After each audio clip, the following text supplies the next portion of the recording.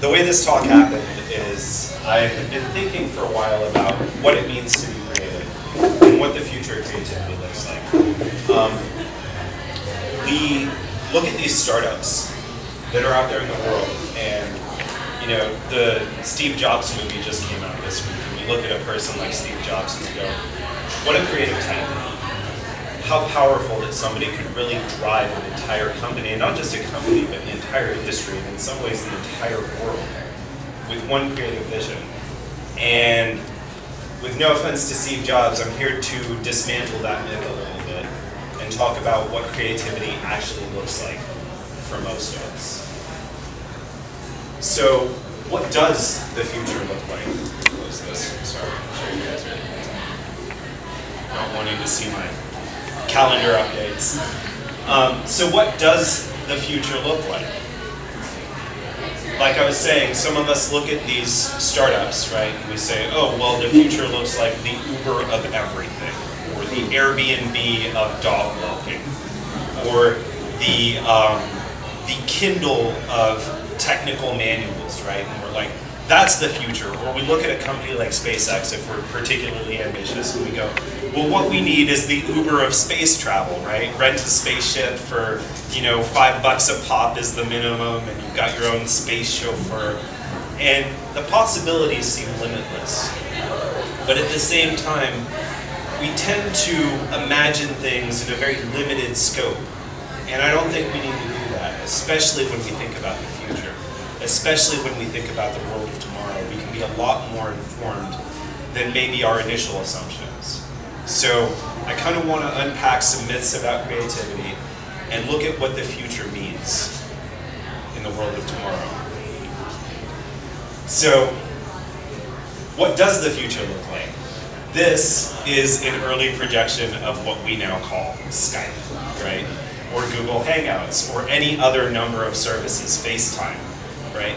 And so somebody in the 60s imagined that this might be the future of the telephone. That you might sit there with a telephone connected to a camera and actually have a conversation where you can see the other person. And this happens all the time, every day now. But it doesn't quite look like what we had imagined in the past, right? Neither does this, right? So if you look at the ad on the left, you've got this electric-powered flying car that's supposed to be super amazing. And the one on the right, I just particularly love, because moon women are going to use linoleum cleaner to make it cleaner. I don't know why the moon men are not using the linoleum cleaner, but you know, equal opportunity. Everyone lifts their own weight around my house. So the future is full of these broad predictions, right? I'm particularly fascinated with the World's Fair and the futurism of the last century, where people really sat down and tried to imagine, what does this technology look like? And you find, when you look in the details, that people were not so far off, that the illustration we saw on the last slide isn't as completely outlandish as it looks, right? Somebody imagined that we might do that, and we do this all the time. The devices are not the same, but the future is. And that being said, you're still probably wrong about everything. All right, so due to some technical difficulties, I'm now going to open up a YouTube video. 1 second.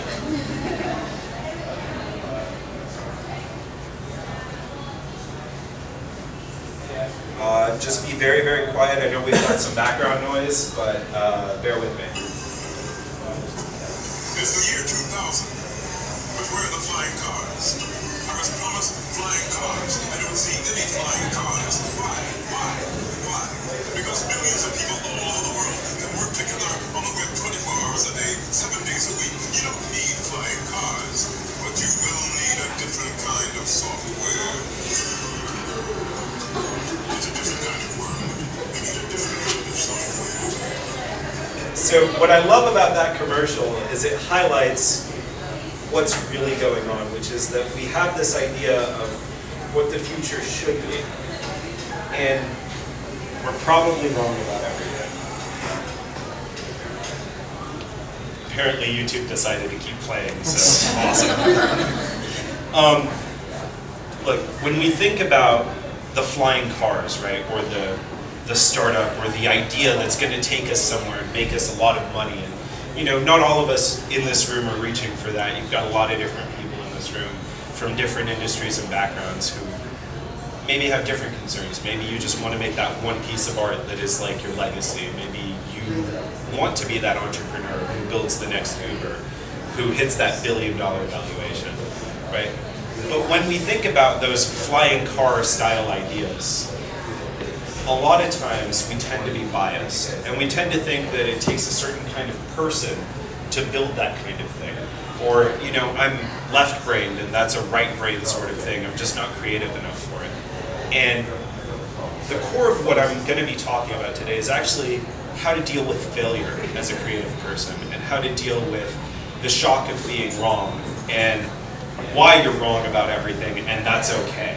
And that's really what I want to talk about today, is how it's okay to be wrong. And it's okay to not know everything. Especially as creatives, our whole purpose is to experiment. That's what sets us apart. That's what helps us as professionals in this industry. So we've got 3 mini lessons today. What it means to be creative, a power surge in ideas, and the future of creativity.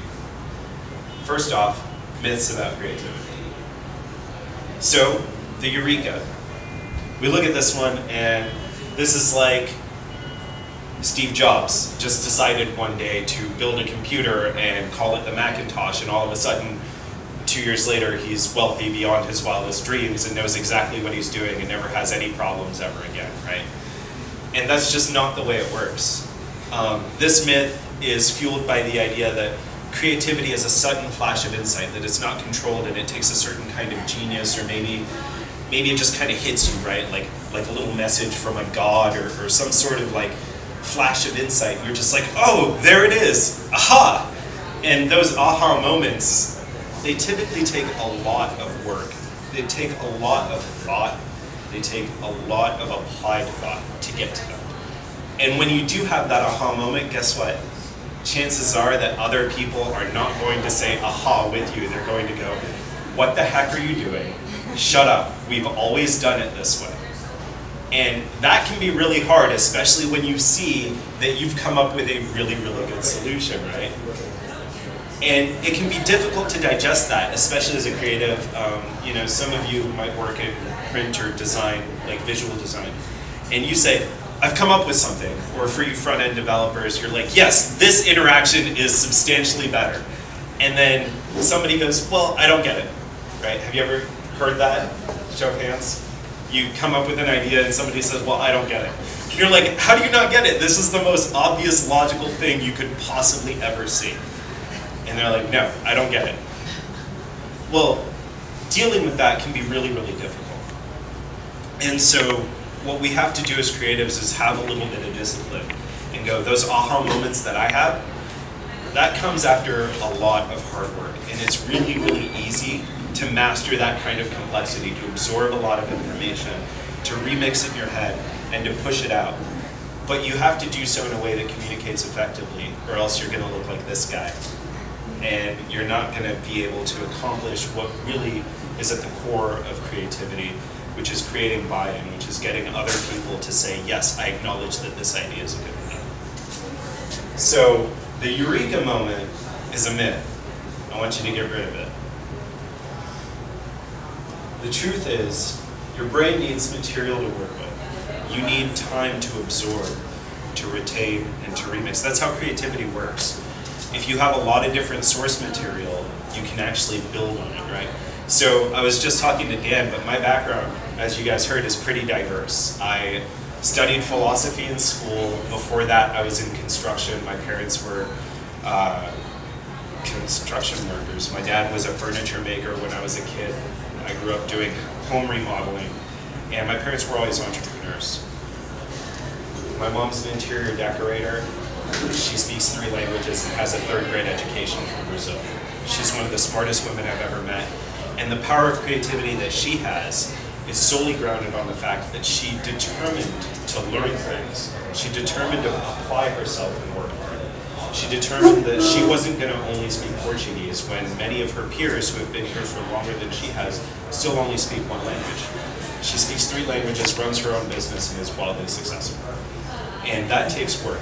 And a lot of times we say, no, you know what, creativity is one of those things that you either have it or you don't, or it's something that's received. And the danger of the Eureka Myth is that you just kind of sit around and wait for something to happen, right? You're just kind of, well, I've kind of looked at this problem, and now to solve it, I'm just gonna wait around and see if I get that. It's no problem to take breaks and give your mind a rest from the problem, but at the same time, you really have to apply yourself early on in the beginning before you can hit that aha moment. With my background, I've studied philosophy. I like reading The Economist because I'm a nerd. I read UX books, I read front-end dev books. I like all sorts of things. I like robotics, I like user experience, and all these things kind of inform my background. I worked in a clinical care facility doing intensive care for mental health patients for a year. That was really hard work, but I learned a lot about empathy. I learned a lot about what it means to read people, and I learned a lot about what it means to accurately listen. I dealt with some of the most difficult patients out there in the world today, and not even just because they were terrible, because they weren't. They were great kids, but they were very, very difficult just in terms of the challenges that they face. And it taught me a lot about patience, and it taught me a lot about really, really listening to somebody who can't express their problems. And I bring that to the table with me every day when I go to work, and I go, okay, well, how do we help solve problems that people don't know they're having? And that isn't one of those eureka things. That's one of those things that's going to take work. It's going to take effort. It's going to take applying your mind to the problem and trying to sift out the little details that people tend to overlook. This is the next myth, right? And it's the right brain myth. We've kind of touched on it already, but that there's a creative type of person, right? Raise your hand if you've ever heard left brain, right brain. I'm sure most of us have. Well, it's bunk. It is complete garbage, and you should never, ever, ever take anybody seriously who says that they are left-brained or right-brained or encourages you to think that way. 1, because that's not, according to neuroscience, how the brain works. 2, you have 2 hemispheres of the brain, but in the middle, there's this thing that people tend to overlook when they're talking about left brain, right brain, which is a whole mess of neurons that are connecting the 2 sides to work together. So storytelling is actually a big left brain activity, which we tend to think of storytelling as a creative exercise, but it's actually really well suited to the left side of the brain, which is analytical, right? But you've got this whole core in the middle of neurons and nerves that are connecting the 2 hemispheres of the brain to make something happen. And so you're not left-brained, you're not right-brained, you are a whole brain. And the idea is that, the idea of why this is dangerous is that if you don't have the right kind of brain, you're not a creative person, right? And I assume that most of us in here would identify ourselves as creative people. That's why we're here. But at the same time, if you ever deal with imposter syndrome, you're like, oh, maybe I'm just not creative enough. It's a myth.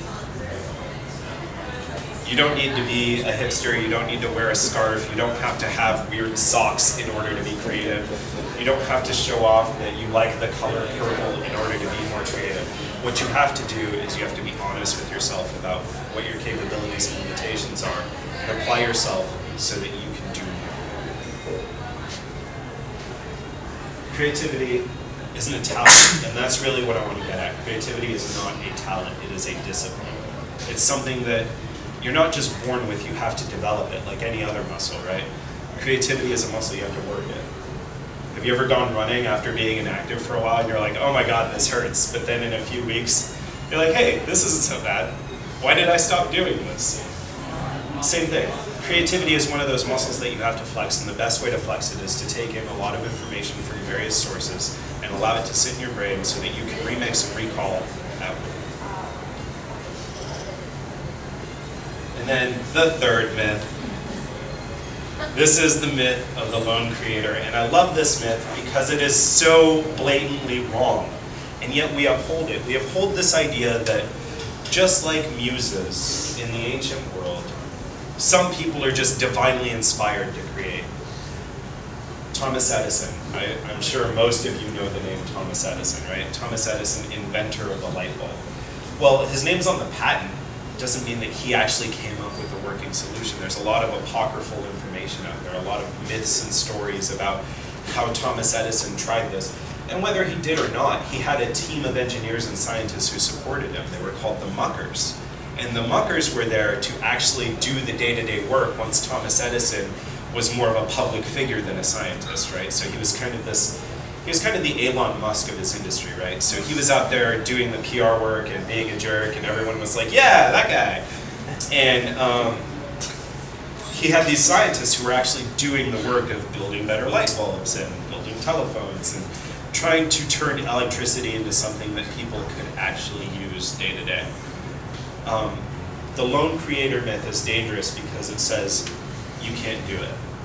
And I don't think that's true. I think that everyone in this room is capable of achieving exactly what they want to achieve. I believe that everybody in this room is capable of doing more, of realizing their dreams and fulfilling them.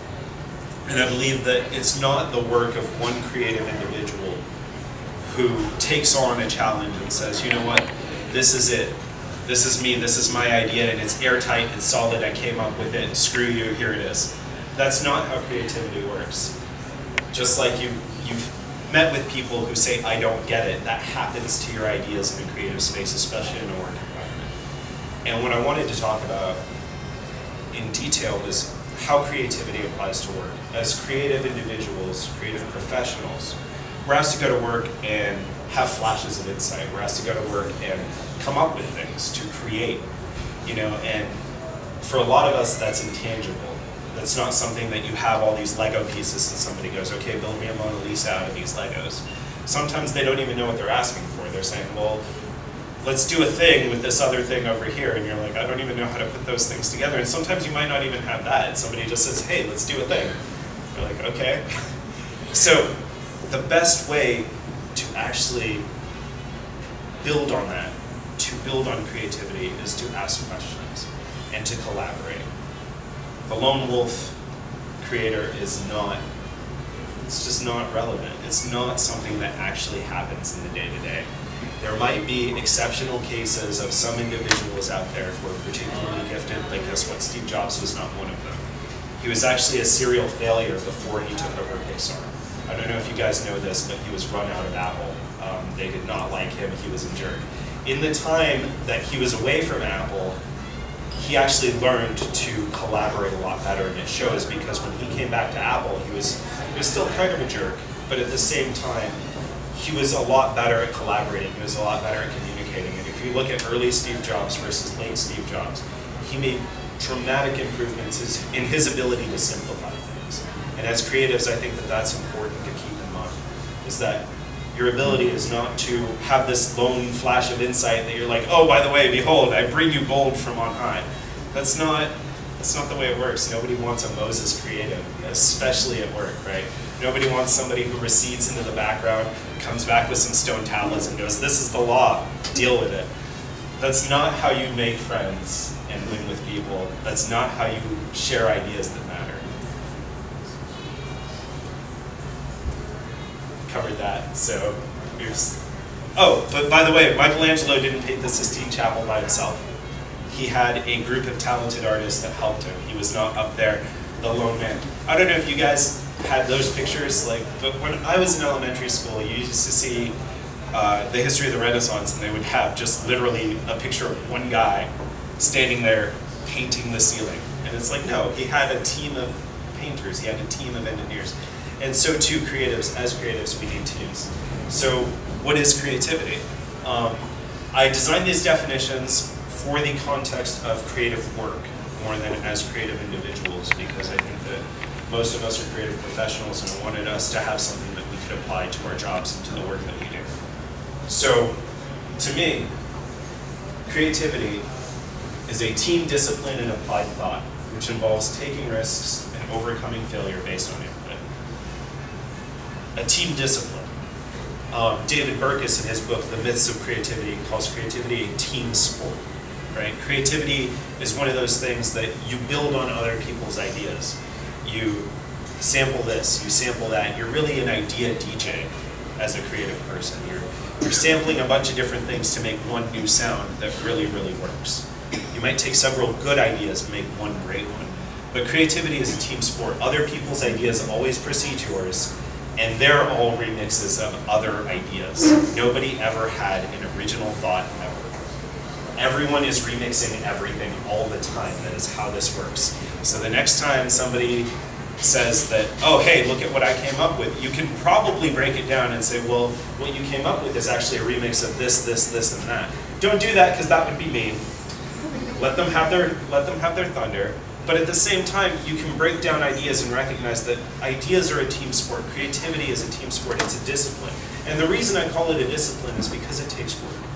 Because it's one of those things that you have to work at. You have to create buy-in over time. And it's really something that even if you're sampling from somebody outside your particular workplace, you're sampling.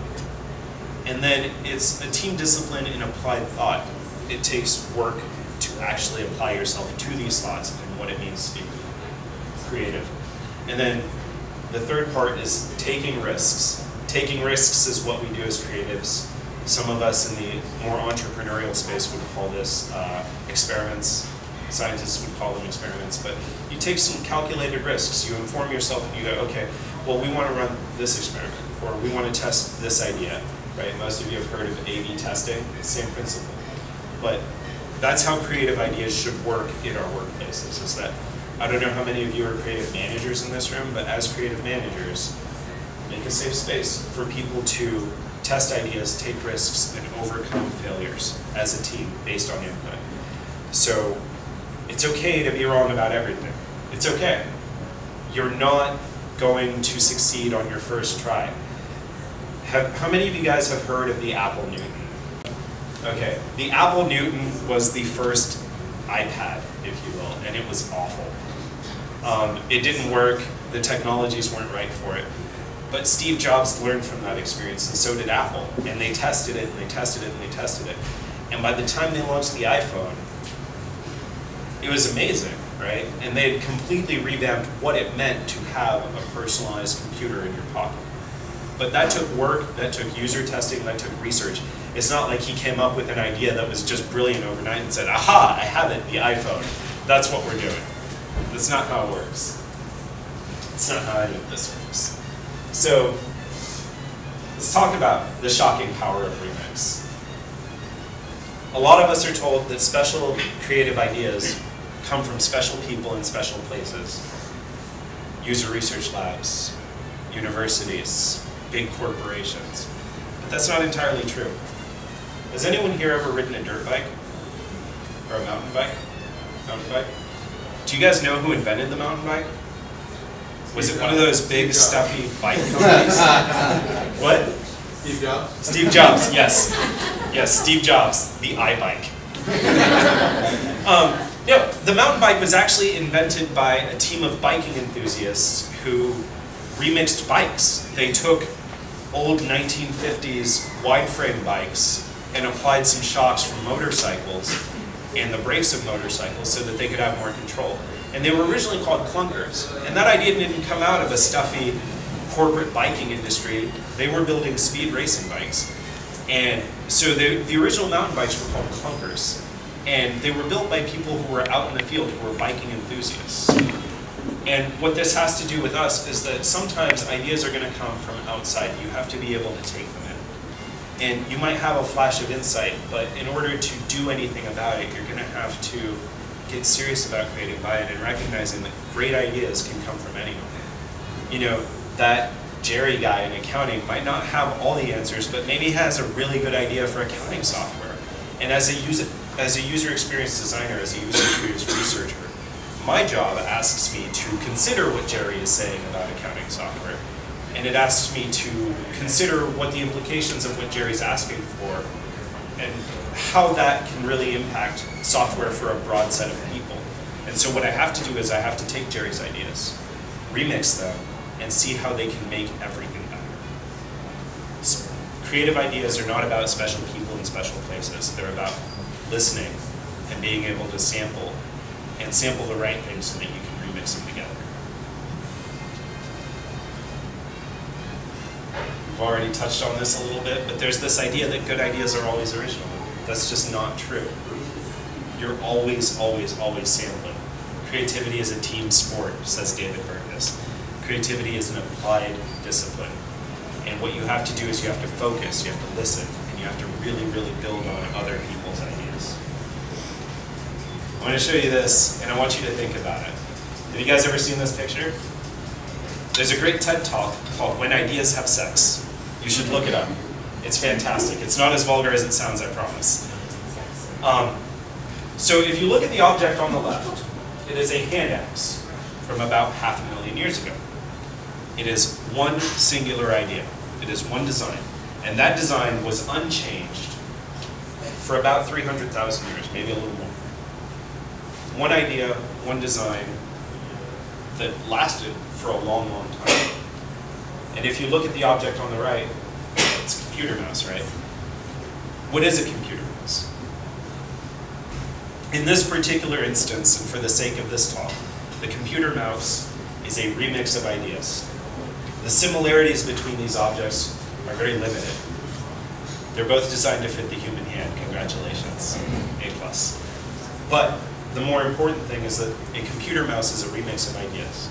It is the idea of a laser, the idea of an object that fits the human hand, the idea of silicon, the idea of plastic, the idea of microchips that can communicate with a home computer via RFID or Bluetooth or whatever the protocol is. Those protocols. The other difference is that the object on the left could be made by one person, right? How many of you, if I asked you to go build a computer mouse today from scratch, could do so? Nobody. Why? Because of the remix. Because no one person can build anything anymore. It takes all of us, right? So if you were to build a computer mouse from scratch today, you would have to go pump the oil, refine the oil, build the chips. Oh, well, actually, you'd have to go dig for the silicon, mine the silicon, refine it, wire it all up together, and then figure out a way to make it all work. Oh, and you'd have to code all the software that makes it work with your computer. No one person can build a computer mouse. No one person can claim this invention. Somebody probably has a patent on it and remixed several ideas together, but no one person actually owns the idea of a mouse, because a mouse is a collection of ideas. It is a village. It is something that has happened and been given to us because of the power of remix, because of the power of creativity as a team sport. And there's other ideas. This control-y clicker that's in my hand, same thing, right? I forgot mine and Mariah was gracious enough to share hers with me. But this is just an idea. It's very similar to a mouse, but it is just for the sake of PowerPoint presentations, which is wonderful. The other thing about the object on the right is that it's for us, right? And it's something that we use every day. And it's ubiquitous. But that computer mouse, that particular one right there, is probably already outdated. There's probably some people not in this room who might have a mouse that looks just like that, but I'm going to give you guys the benefit of the doubt. But the power of remix accelerates any of this, and it means that things become obsolete faster, and it means that we push towards new limits and new exciting frontiers a lot quicker.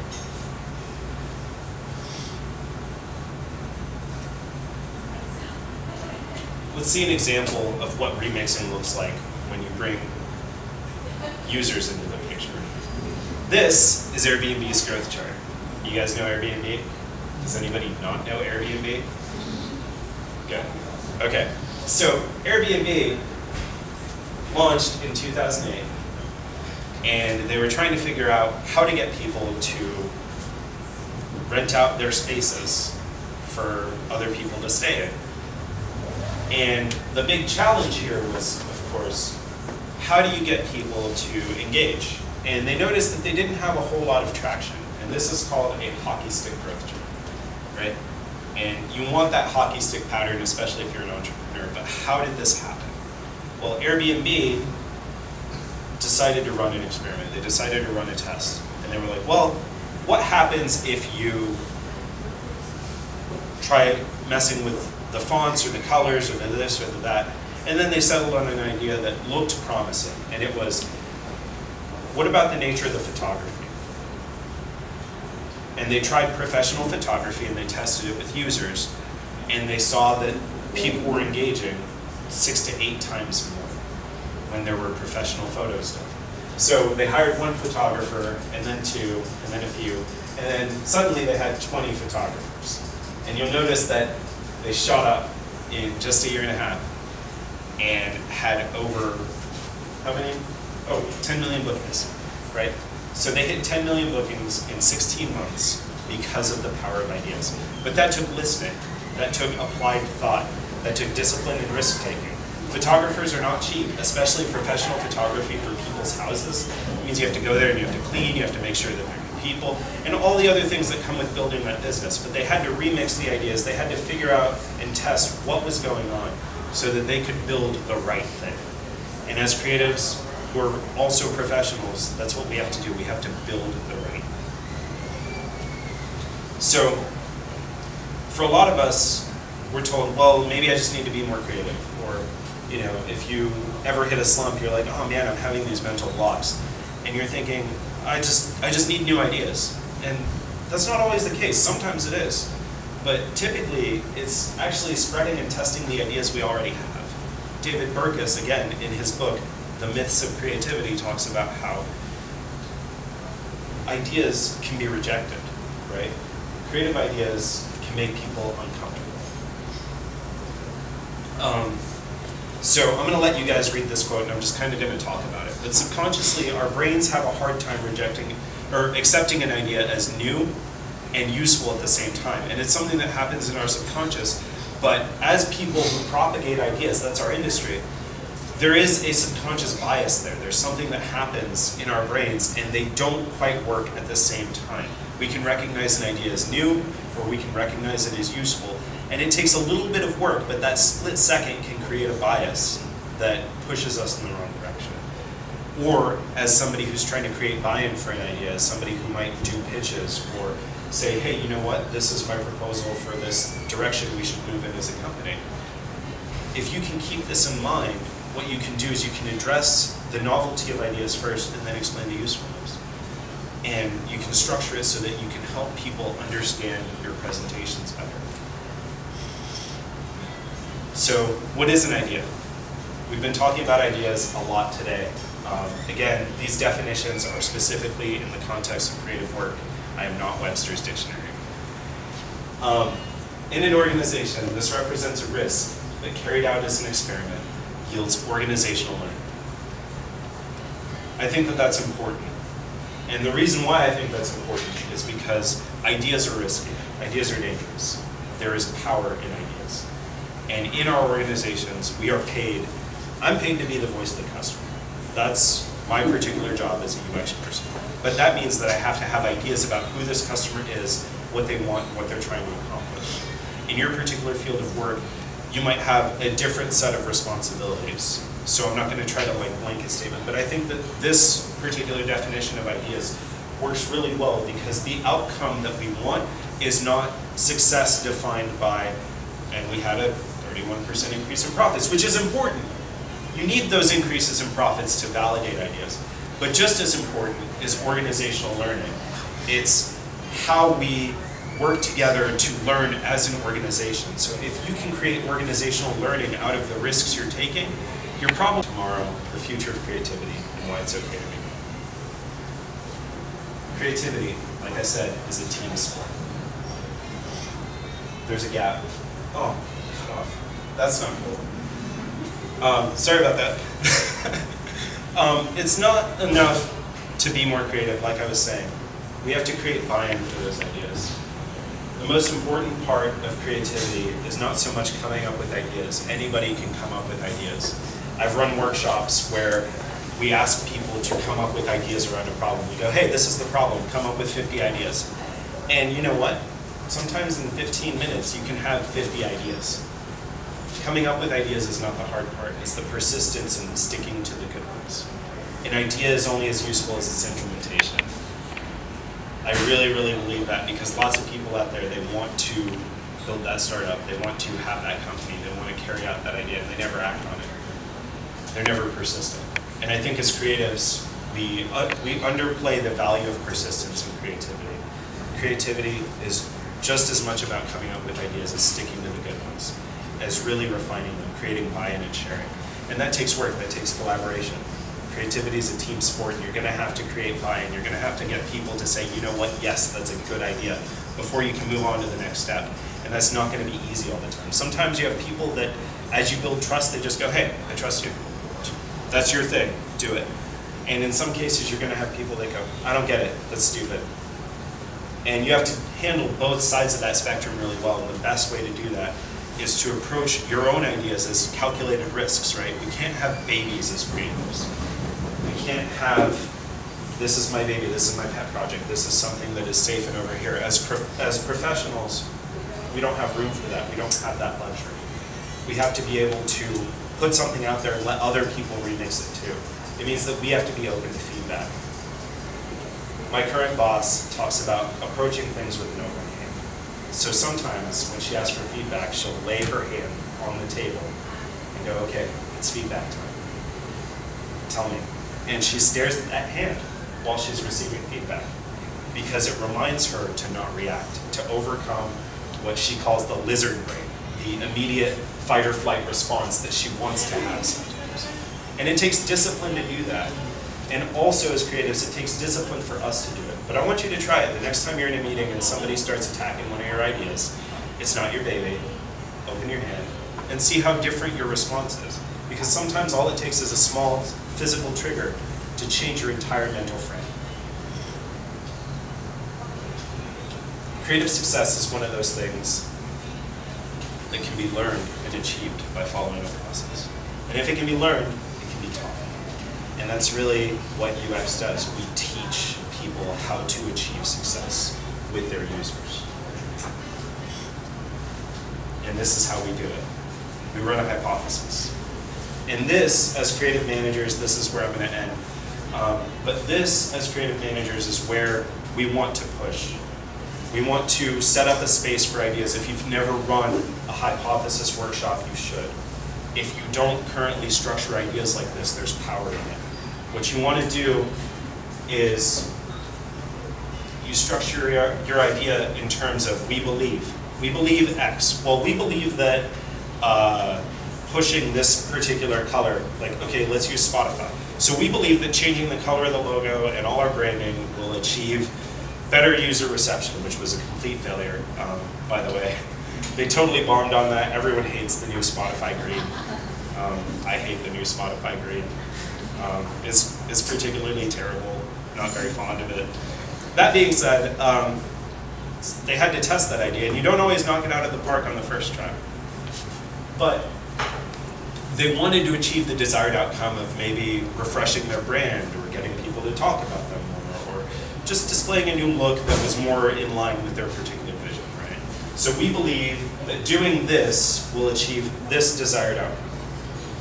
We'll know we are right, or we'll know we have succeeded when, and then pick something to measure, right? So in terms of Airbnb, they said, we believe that adding professional photography to listings will achieve an increase in bookings. We'll know we're right when we see an increase in bookings. It's pretty simple. But at the same time, it's very, very powerful. Right? It's very powerful. And this is a way to structure ideas so that nobody has a baby. You pick something to measure, you pick something to test, and you test it. And you go, you know what? Hey, we didn't see that 5% increase that we wanted, or 10% or whatever. What can we do? And then you come up with a new idea, and you start the remix all over again. So what does the future look like? looks like a place where it's okay to be wrong. It looks like a place where we test ideas and where nobody has babies. It looks like a place where we're brave in accepting that we're wrong. It looks like a place where we're brave in the face of failure. And we say, you know what? This is an applied discipline in taking feedback and remixing it into my ideas, into what I'm already doing. One idea can have one owner and go unchanged for thousands of years, but its usefulness dies. When you remix ideas, there's unlimited power. And that's the shocking truth. Thanks.